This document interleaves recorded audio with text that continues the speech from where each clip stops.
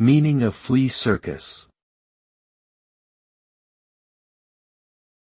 Flea circus.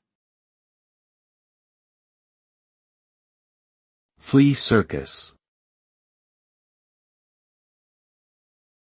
Flea circus. Flea circus. A flea circus is a miniature performance involving trained fleas. The fleas are typically attached to tiny props and made to move through various choreographed routines by their handlers. The term flea circus is often used metaphorically to describe any small or insignificant event that is being hyped up or exaggerated beyond its actual importance. Despite the name, there are typically no actual fleas involved in these performances, but rather mechanical or animated substitutes.